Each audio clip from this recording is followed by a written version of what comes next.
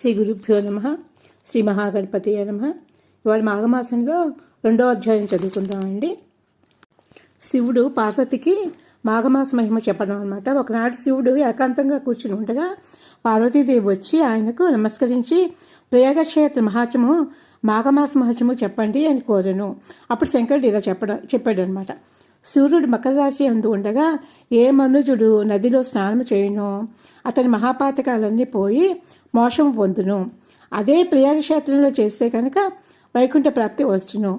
జీవనది ఉన్నా లేకన్నా గోపాదం మునుగునంత నీరు ఉన్న చోట కానీ తటాకమునందు కానీ ప్రాతకాలం స్నానం చేసిన గొప్ప ఫలం పొందుటయే కాక సమస్త పాపములు తొలగిపోవును. సకల దేవతలలో శ్రీమన్నారాయణుడు అధికుడు. అన్ని మాసాల్లోనూ మాఘమాసం ప్రశస్తమైంది. వృద్ధులైన వారు వేడి నీటి స్నానం చేసినా ఆ ఫలితాన్ని పొందగలుగుతారనమాట. నడవలేని వారు అలాంటి వాళ్ళు కనుక ఇంట్లోనేనండి వేడి నీళ్ళు చేసినా సరే వాళ్ళకి ఆ ఫలితం వస్తుందన్నమాట. బీద బ్రాహ్మణునికి వస్త్రదానం చేసినా శుభఫలితం కలుగును. ఇలా చేస్తున్న వాళ్ళని కనుక ఏదైనా అపహాస్యం చేశారనుకోండి వాళ్ళకి మహాపాపం వస్తుందన్నమాట. నడవడానికి ఓపిక లేని వారు మాఘమాసంలో కాళ్ళు చేతులు ముఖము కడుక్కుని తలపై నీళ్లు చల్లుకుని సూర్య నమస్కారం చేసి మాఘపురాణం చదువుట కానీ వింట కానీ చేస్తే కనుక వాళ్ళు విష్ణు సాయుధ్యం పొందుతారనమాట. వీళ్ళే కనుక శివాలయానికి కానీ విష్ణువాలయానికి కానీ వెళ్ళి దీపం పెట్టుకుంటే కనుక చాలా మంచిదన్నమాట.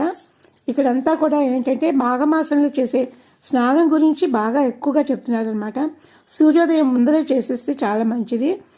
ఏంటంటే ఏదైనా సరే బ్రాహ్మణ హత్య పితృహత్యాది పాపాత్మలు అలాంటివి చేసినా సరే మాఘమాసం అంతా కూడా నిష్ఠతో ఉంటే కనుక దాని నుంచి వాళ్ళు విముక్తులు అవుతారు అని చెప్తున్నారు అనమాట.